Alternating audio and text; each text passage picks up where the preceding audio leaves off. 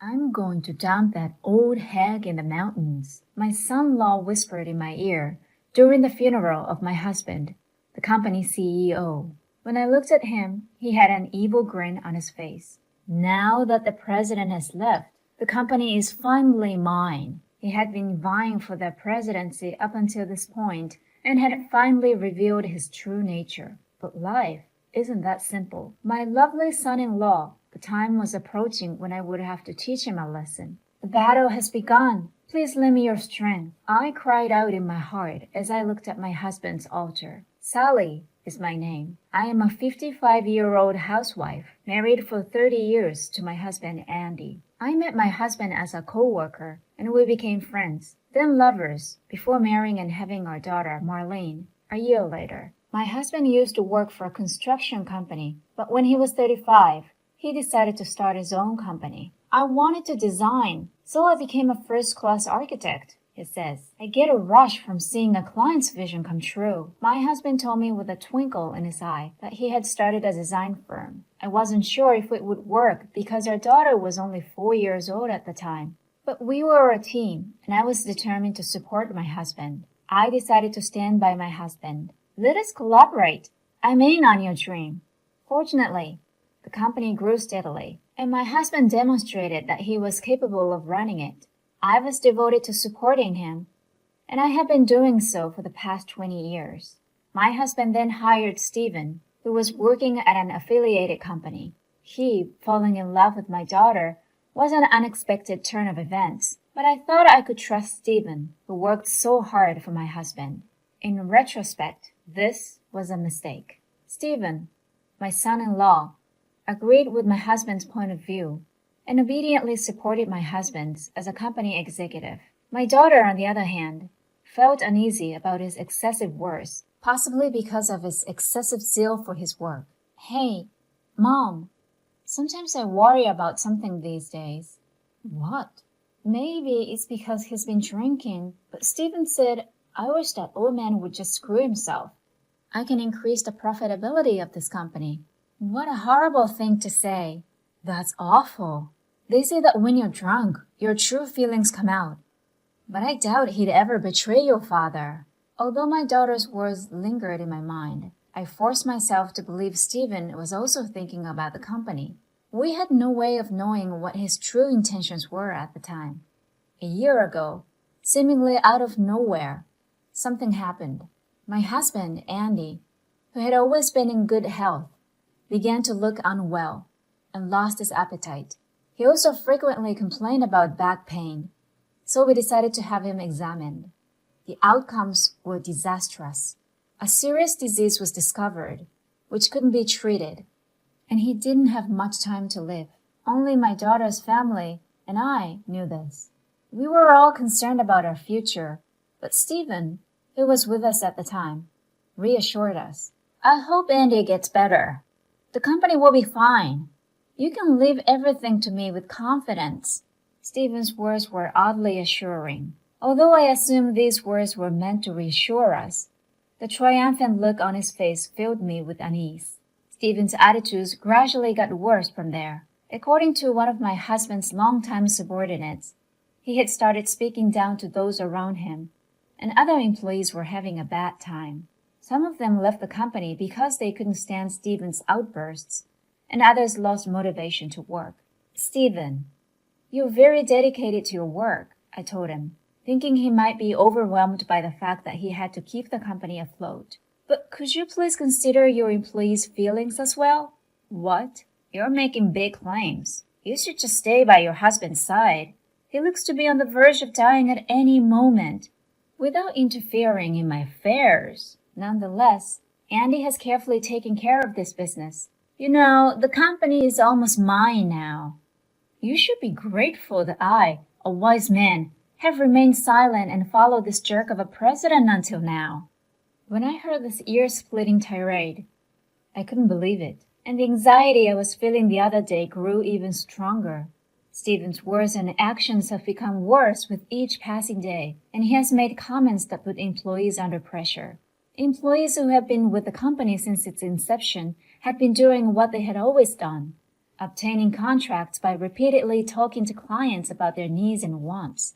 This was my husband's policy, but he responded with a blunt remark. In this world, efficiency is everything. Don't be such a jerk. I'm going to fire you. Furthermore, he had switched to a method of sharing reports on a computer, which occasionally caused problems for the older employees. Can't you old people even use a computer correctly? Get out of here. You're stifling my progress. I don't want you to work for me. He'd yell at them, kick over the garbage cans, and make them pick up the paper scraps that were scattered around. After all, when our long-term business partners began to suffer as a result of the recession, we are not doing this for free, so we will no longer do business with you. He started destroying the trust that had been built over time. When my daughter, Marlene, asked for advice about him, I was at a loss for what to do. He's been treating Marlene like a servant lately. He would become enraged if she resisted even slightly. Who would marry you if you weren't the boss's daughter? Your personality and appearance are not my type. Marlene complained to me that Stephen had lost his kindness as he spat at her as if he was looking at something filthy. Mom, Stephen has changed. No, the Stephen we see now is the real Stephen. And we were duped. My daughter sobbed out of frustration. After hearing about Stephen's actions from his subordinate, my husband was also concerned about his employee. He summoned me to his bedside one day and asked for a favor. All right, I'll take care of it, so don't be concerned. I promised my husband something. More bad things happened a short time later. Despite his best efforts, my husband died within a year of being told he had little time to live. I couldn't stop crying at my husband's funeral, remembering how we shared similar values, had never argued, and had lived a happy life thanks to him. However, when we were listening to the priest's sermon, Stephen brought his face close to mine and whispered in my ear, I'm going to dispose of you in the mountain.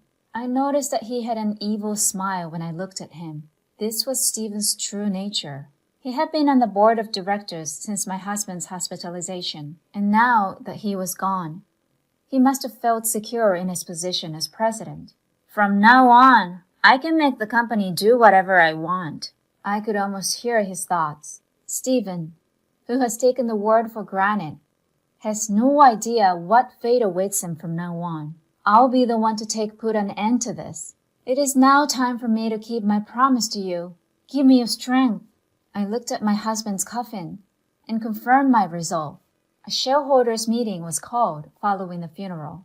Stephen, the director, arrived late and sat down on a chair in the center of the room with a thump, looking around at everyone. He was startled when he saw me sitting at the same table as him, and his eyes fluttered several times. Why the old hag? I could hear him mumble. I had to hold back my laughter. The next item on the agenda is the removal of Stephen from the board of directors, the moderator said. My son-in-law, who had not heard anything, became terrified. Hey, wait a minute. What are you on about? I didn't hear what you were saying. He tried to stand up so quickly that he almost fell off his chair, and everyone in the room laughed at Stephen's misfortune. In fact, my husband gave me a majority stake in his company several years ago. Whoever owns the most shares has a strong influence over a company. I had exercised that right by requesting that the board of directors call a shareholders meeting. Stephen was aware of the shareholders meeting, but he had no idea it was to discuss this dismissal. How can I be fired without a valid reason? I am the president's son-in-law. It appears that you have been very cold to the employees who have worked for us until now. This will cause the company to lose ground to the competition. That's why, you amateurs, you have no idea what you're talking about. I'm not saying we can't experiment with new approaches. I'm saying we should look after our business partners as well as our employees. The shareholders nodded their heads as they listened to me. They understood and agreed with Andy's ideas about the company. Stephen noticed this, raised his eyes, filling with rage, and yelled at me. Things like that won't lead to the company's profit. Oh, you work solely for your own benefit. Not for the benefit of the company, don't you? I know the truth. What are you talking about? Stephen, you're completely out of line. Take a look at this. I held up the internal documents that my late husband had entrusted to me in front of Stephen. Have you been misappropriating company funds for your own personal use? The room erupted at that point, and all eyes were drawn to Stephen. He was agitated, and there was a cold sweat on his brow. How did you find this? It was given to me by Andy. That man had a customer-first policy. But you denied it and attempted to change it, didn't you? That's why he wanted me to bring this up. Damn! It's not fair of you to be snooping around. The company cannot afford to have embezzlers on its payroll. So, who will be the next president? There's nobody else but me. Don't be concerned. My husband has requested that I take over. What? What nonsense are you on about? A novice hag cannot run a business. It's no surprise Stephen said that, because he knows nothing about me. Because the company was still small, it was customary for the company's executives to meet in a home conference room. At these meetings, I always sat next to my husband, the company's president, and voiced my opinions. My husband trusted me because I knew everything about the company's inner workings, even though I didn't let anyone know. However, I had always been in the know, and when my husband transferred the majority shares to me, I assumed that I would eventually pass them to our son-in-law. That would never happen anymore. I'm going to pretend it never happened, I said coldly. Then, realizing his predicament, he flipped out and cried to me, pleading for forgiveness. Please don't let me go. Please accept my apologies for all of my disrespect. I swear I will work for the company for the rest of my life. I'll even return the money I stole. Do you really believe you can get away with it? I intended to use the funds to start a new business. It was not for monetary gain. That's funny. You've given women luxury foreign cars, brand-name goods, and jewelry as gifts. It doesn't sound like you're ready to start a business. Anyway, do you really believe you can start a business with the money you stole? In any case, you've been fired. The cowardly Stephen now brought up the subject of my daughter. If you make me suffer, your little daughter will suffer as well. Is that what you're looking for? Marlene has decided to divorce you, and she should have packed her belongings and left by now. She expressed her dissatisfaction with you. Oh, no. Oh, and I've reported embezzlement to the police, so be ready. Stephen was later removed from the board of directors, and he was arrested and imprisoned for embezzlement. My daughter had abandoned him, leaving him to fend for himself. As the president of a company, I am busy every day, but I am working hard to grow the company my husband left me. I will continue to respect the employees who have served us for many years, and while I will implement new ideas, my philosophy of putting myself in the shoes of the customer will not change. My daughter, who is no longer stressed, greets me with a smile at home. She's still young, and her life is just getting started. I will keep a close eye on her future.